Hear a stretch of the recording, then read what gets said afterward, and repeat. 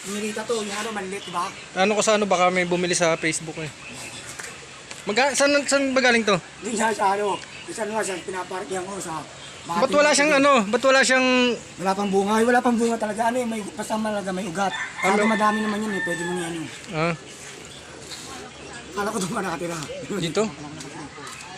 Ano ayaw mo? Dito, Pwede mo, ayan, bigyan si mama. pwede mo sa rooftop.